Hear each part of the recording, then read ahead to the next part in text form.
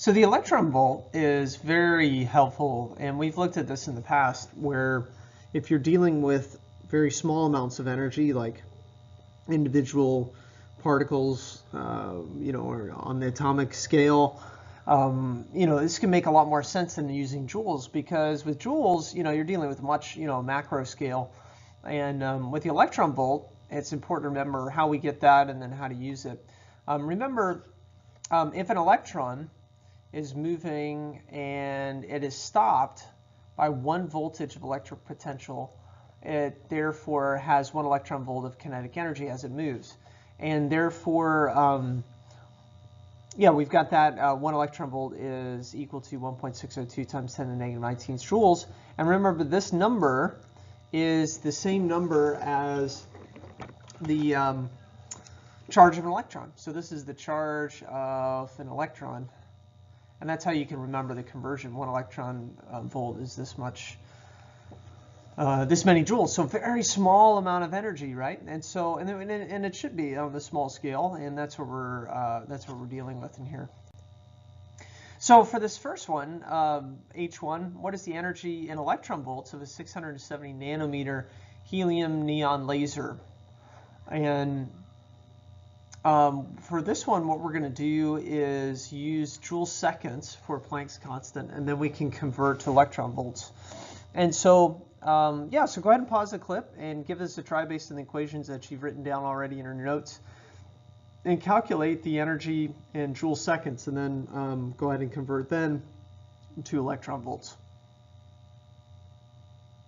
Okay. So let's see how you did there. First thing we have to do is figure out what the frequency is, right? So C equals frequency times wavelength. We get 4.478 times 10 to the 14th hertz is our frequency. And therefore, we can take that value and multiply by Planck's constant. And this is how many joules, so a very small amount. We can convert to electron volts, and we get 1.85 electron volts. So that's the energy of this photon of light of 670 nanometer light, which we got here, 670 times 10 to the negative 9th. And so this makes a lot more sense. 1.85 electron volts. Looking at a number like this, many joules, how meaningful is that, right? It's not very easy to compare to other numbers because it's such a small, tiny number, but this makes a lot more sense. So let's think about this. If which has more energy in its photons, a very bright, powerful red laser, or a small key ring red laser, or neither? And then which one has more power? And so go ahead and pause the clip, think through that, and write down what you think. And then when you're ready to check, you can hit play to continue. All right. So if you think about it, right, they both have the same energy because E equals HF, right? They both have the same frequency, therefore they have the same energy. However, remember with power, right, you have more photons here. So remember, power is how much energy there is in a period of time. And if you have more photons, you have more energy because you just have a greater quantity. And yeah, so you'd have more powerful laser there. Here's the second question. Which has more energy in its photons, a red laser or a green laser? So go ahead and pause the clip and write out what you think for this one as well. Okay, so with green, it has a shorter wavelength, right? So because of that, it has a higher frequency according to C equals frequency times wavelength, or wavelength times frequency, and it has more energy.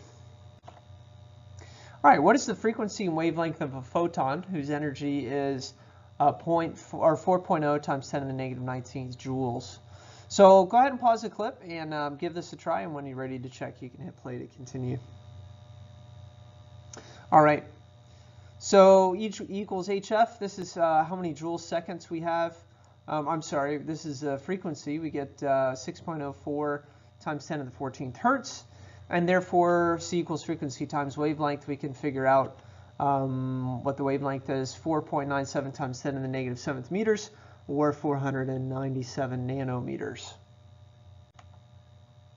All right, so for this one, H3, the bonding energy of hydrogen is 104.2 kilocalories per mole. determine the frequency of a or wavelength of a photon that could split one atom of H2 into separate atoms. And yeah, so we can do that here. Now, again, with the intuition here, it's very important to think through this carefully. If we have to remember what a mole is, right? And this is where, you know, for some reason it's just hard sometimes for us to you know, visualize that. Remember a mole, right? If we have a mole, if this is a container, when we have our H2s in there, right? How many H2s do we have if we have 1 mole? Well, remember Avogadro's number, right? 6.02 times 10 to the 23rd. So inside here, there are 6.02 times 10 to the 23rd dots, or H2s, right? That's how many H2s are in a mole. So if it takes this much energy, 104.2 kilocalories, and 1 kilocalorie is 4186 joules. We can get how many joules that is. That's how many joules it takes to, you know, get all of these, right? So eventually what we have to do is figure out, okay, how much energy does it take for just one?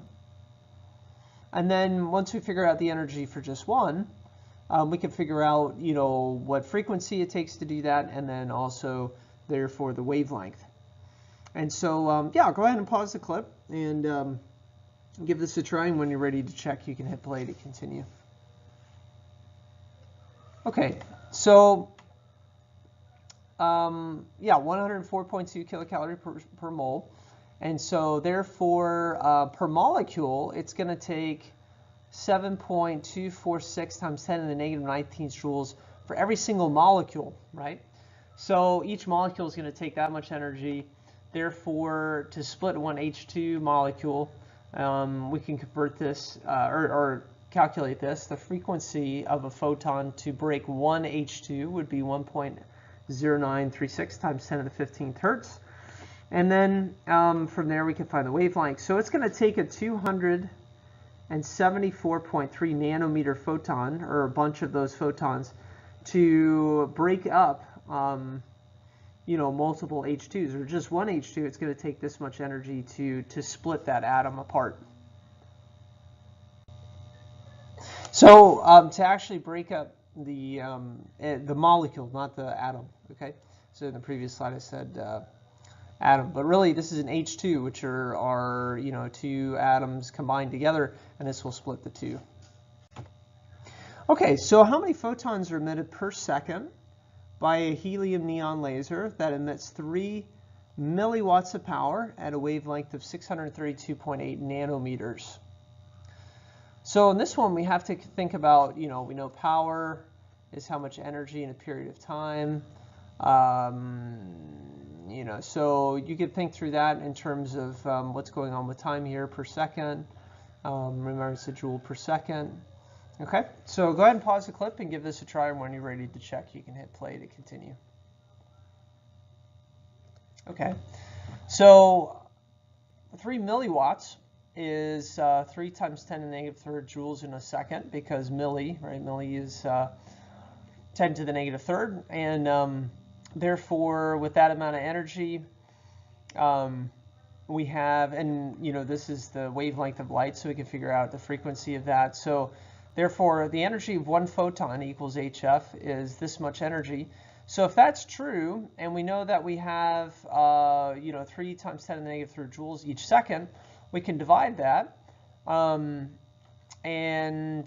when we do, we'll figure out that that's this many photons to take that, to have that much energy in a second. And so that's a lot of photons, right? If you have a 3 milliwatt emitter, laser emitter, that's a lot of photons every second. So when we think about electron orbits, we know that, you know, Rutherford said, okay, you know, you've got your nucleus here, and then you got your electrons that are going in orbit. Well, you know, what would happen is it would lose energy and then come right into the nucleus, right? And so we know that that's not true. Bohr came along, he said, no, you know, you can only have electrons at very specific orbits. They can't be in between. The only way that they can transition is if they go down or up. If they go down, they shoot a photon out. If they go up, they've received a photon, or the atom gets excited and the electron goes to an excited state. And so we know that they're not circles, and so electron clouds are a better way to describe this, because really they're not circular either.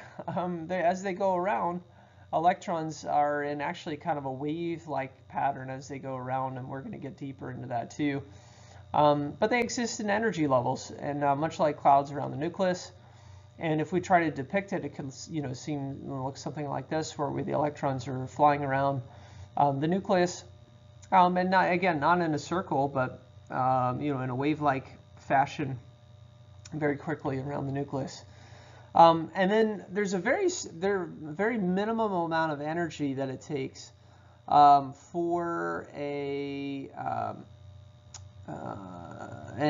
atom to become ionized, which means that the electron itself leaves the atom. And so you could have enough energy where you have an electron that is at a certain energy level, receives a photon of light, and then it actually ejects from the atom itself because there's so much energy to cause it to ionize. Therefore, the atom itself, it has less electrons than it did before, and it's not neutral anymore.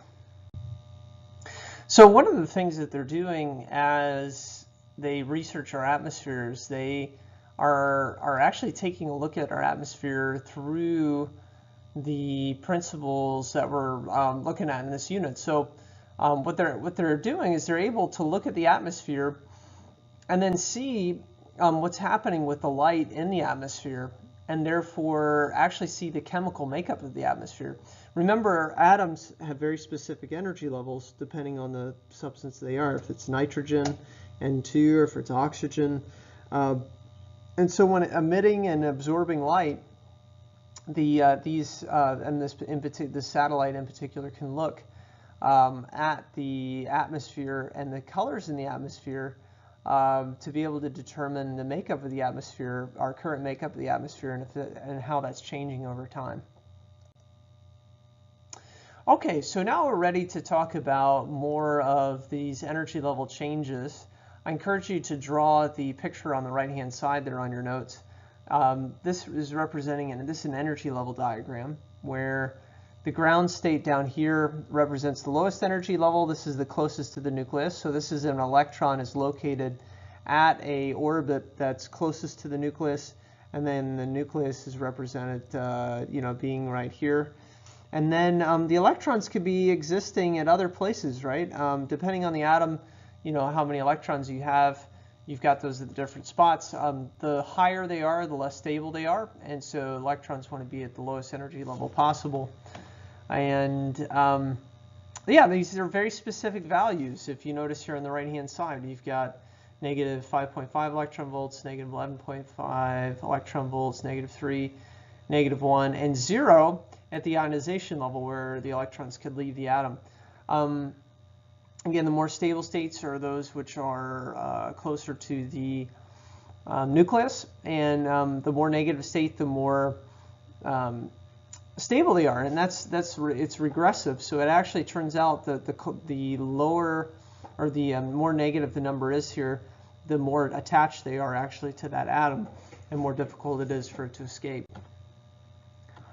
And so what happens is, if the potentials as energy is set to 0, where it's at infinity, these are actually negative values. These are called degenerate, because what's happening here is, if an electron here is at, let's say, a negative 11.5 electron volts, that's going to take more energy than if it was at, let's say, -3. It's actually only going to take a 3 electron volt energy or photon to come in, and then this can actually escape from the atom. And so versus, this would take at least 11.5 or above of a photon to come in for it to make it escape. The highest energy allowed is 0 electron volts, and then above this level, the atom loses its electrons, and this is called the ionization level. The lowest allowed energy level is the ground state, and it's where the atom is the most stable again. And the states in between are excited states. And so if an electron is located around the nucleus at a higher energy level state, they're in an excited state. So what happens with these transitions, if you have, and again, the electrons can exist between energy levels.